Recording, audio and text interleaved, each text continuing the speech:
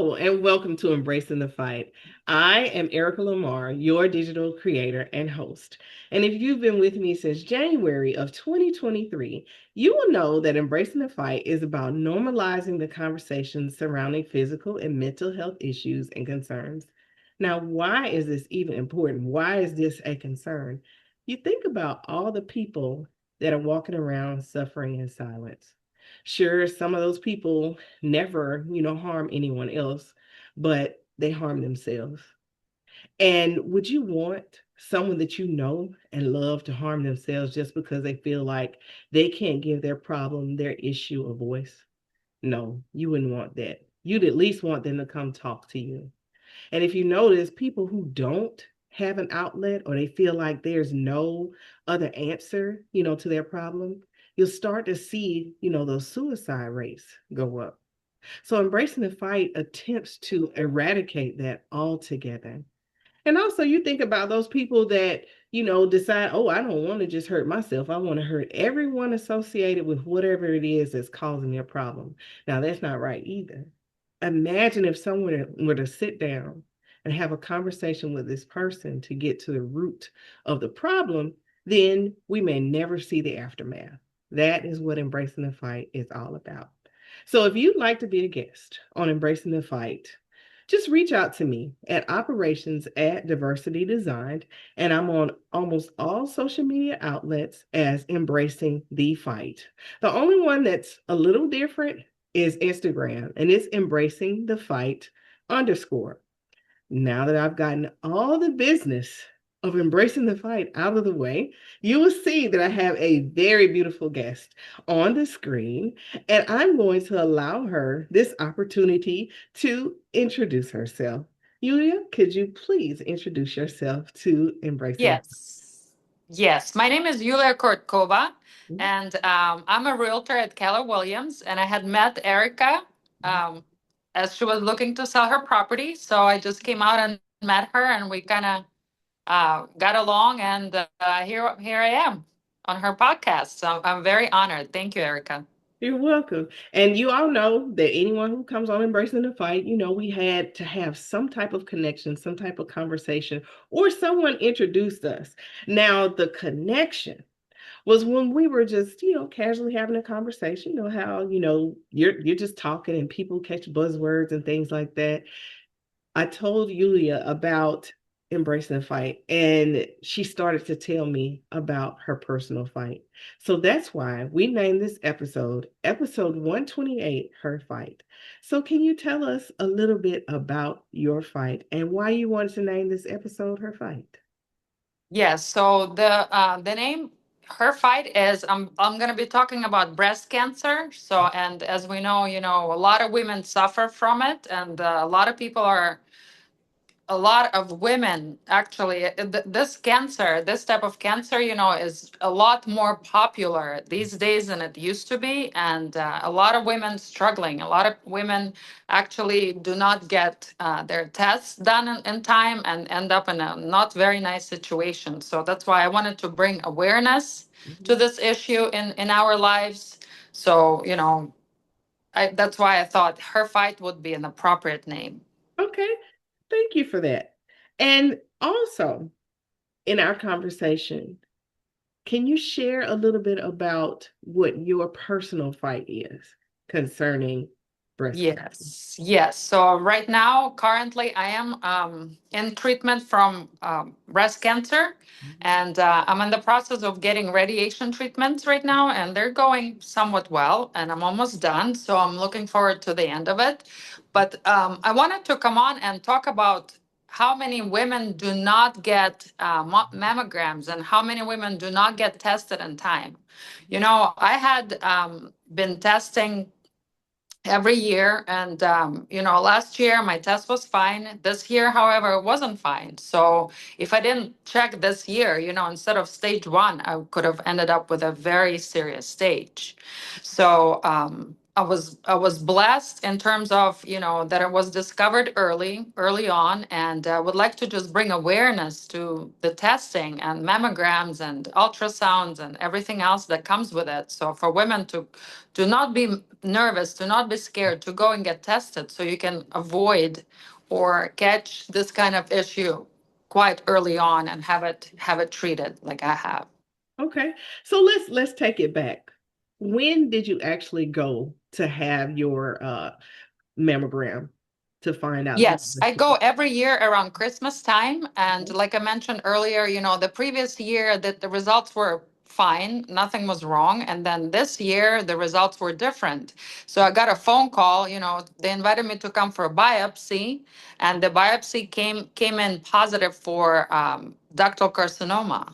So, I was told that I have breast cancer, and I have to have a spine Okay. needle aspiration biopsy, and um, I had to have a double mastectomy done, Hmm. and along with radiation.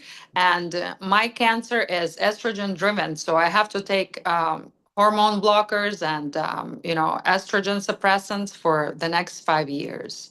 So that's all a part of my treatment. So this is the treatment that was offered to me, and I'm very lucky and blessed that my insurance was, covering the treatment, and I'm going through it and I'm feeling good and everything as well. But one thing about this breast cancer, that I experience is that there is no symptoms, Right. so you don't know that you're sick. You don't know that something is going wrong in your body. So you have to really, really, really go with mammograms every year. Every year, some women are recommended ultrasounds, Hmm. and those are necessary as well. So just check yourself so you don't end up on her fight. Okay. And also, you said a lot of different things that I'm really curious about. The type of breast cancer. When they say ductal breast cancer, did they explain to you, what that actually meant? Yes, it's a very popular. I hate to use the word popular, but it is very widespread cancer in women, Hmm. and this cancer is becoming younger. That's another thing, I wanted to mention. So it's becoming younger, meaning women with younger ages are Hmm. affected, and ductal carcinoma is basically cancer of the ductal glands, Okay. right? So, Mhm. so in the milk ducts. Okay. So that's why mastectomy is recommended. Okay. So there was no, other potential treatment besides mastectomy. They just say, okay, this is the best way to keep it from spreading to your bones or to other parts of your body. Yes, to other parts because it goes into the your nodules, Hmm. and so that's why it has to. Mastectomy is the answer, and I opted to have a double mastectomy. Hmm. So I was blessed. I had really nice doctors and good doctors that worked with me, and I'm doing much better now. Okay. And one of the things that women tend to struggle with is having to have a single mastectomy or double mastectomy. When you found out all this information, who is the first person that you called to talk you through this? Yes, of course. The first person who I called was my mother. Mhm. And, I'm very close with my parents. I'm close with my mother. So she's my support system. And it was great that she was there for me. And just like the rest of my family, my kids, my husband, my stepdaughter, everybody's very supportive. Everybody's there for me, which makes a big, big difference. Okay. And that's amazing because when you have a strong support system, I find that, you heal better, you heal Yep. faster because you're not worried about, how am I going to do this alone or, what are my next steps and who do I lean on if I become sick. But you said you are currently going through chemo and radiation, and I know you're not supposed to look sick when you're sick, but I'm saying you are glowing, you're radiant Oh, right thank now. you. Thank So you. From all the radiation. but how do you really feel? I feel good. I'm blessed to not have so many side effects. Mhm. Just I feel good. I feel good. A little tired, but I'm handling it well. So I think I'm close to the finish line, and I'm happy about it. So I think things will be positive for me. Okay. Have you changed what you eat or do you exercise anymore? Is there anything else that you're doing different?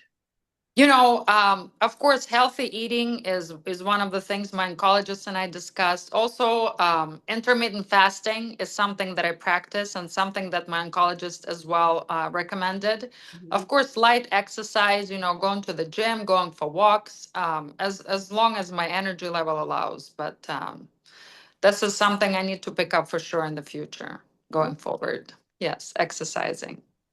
Was there any point where you thought or had the thoughts about potentially not making it through to the other side and what you'd have to tell your children, what you have to tell your husband or your mother, or was there never, a thought of this?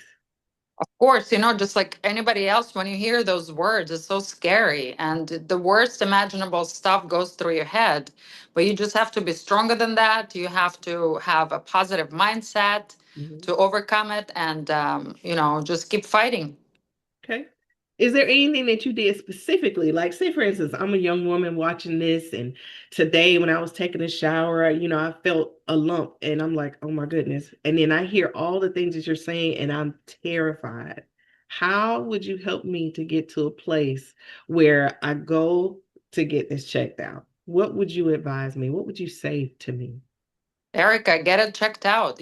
Get your screenings done. Another thing, in this country, there is so much support and research that goes into this type of cancer Mhm. that insurance covers your once a year mammogram. So it's free. So there is no reason to not get one. You Mhm. have to go get one, every year. There's no reason not to get it. There is no reason to skip it. Just Right. embrace the fight and go get it. So is there any advice that you would give, say, the family members, the caregivers? What is something that someone could have said to you as you're going through this to help lift your spirits, to help you know that everything is going to be okay? Well, like I said, I'm blessed. I had this kind of support in my life. I have a very strong support system in my family, Mhm. and just being there, understanding that the person might be not as energized as they used to be, and just being there for them. That's what I would recommend. Okay. So is there anything else that you would share with a person, who is worried about, what happens after I've been diagnosed and they start thinking, oh, I'm going to lose my hair, or, oh, my skin's going to change, or I won't be able to have children, because of radiation and all the other things that you think. What would you say to them? Just embrace the fight and just do what's necessary for this to be over, and with a minimum. Just listen to your doctor. Mhm. Listen to your doctor, listen to your oncologist, listen to them and do what they say. So that's what I would say, so that they're trained professionals. They've been in, dealing with these issues every day. And so this is somebody who has experience in it. And for sure, talk to your doctor and do what they say. Don't be scared and just keep fighting. Okay, that is great advice. And something else I want you all to know, she is an extraordinary real estate professional. Any Thank you. question that I had, she has answered with precision. I don't have any questions or any qualms or anything, like that. So I want her to tell you a little bit, about her business, how you can contact her if you need her services. So could you tell us Yes, about her? thank you. Thank you, Erica. Yes, it was a great pleasure meeting you. Thank you again for having me on this podcast, You're and welcome. something that I like I said, I'm an advocate for mammograms and for screening for sure. And I just wanted to spread the word, so any woman who watches this and who hasn't had a mammogram in a while, go and do it. It's free once a year, and you you won't regret it. That's for sure. And then, of course, I've been in the business. I've been licensed real estate agent since 2004. So I've had my license for quite some time. I have been with Keller Williams here a couple years. Mhm. I'm on a great team, the Mercer team. So we help a lot of people buy and sell real estate, invest in real estate, and become wealthy through real estate. So if anybody wants to contact me, my phone number and my email Um, I will leave it to Erica. So, of course, you can go ahead and contact her and, get a hold of me if you'd like.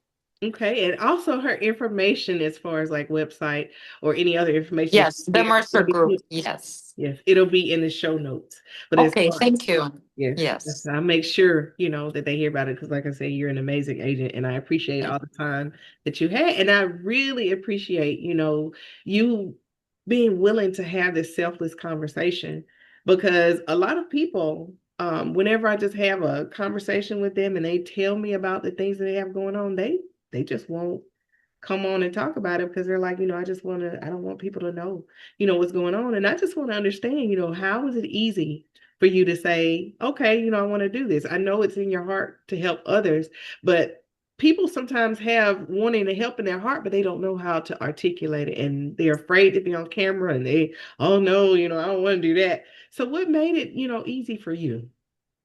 Just I want to spread the word. That's it.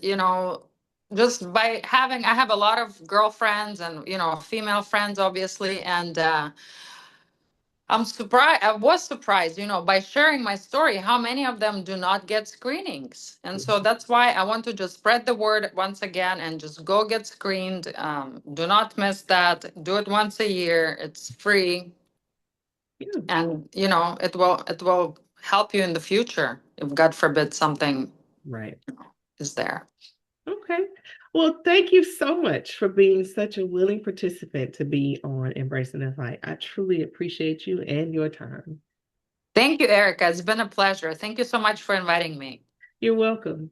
And to everyone who's out there watching this episode 128, Her Fight, I want you to make sure, man, woman, anyone who has breasts, we'll say that because some young Yes. women, some young boys, they have, mammary glands, they have breasts. So make sure that you are getting your yearly mammogram because you want to find out, like Yulia so perfectly stated, sooner than later, because the course of treatment depends on when it's found.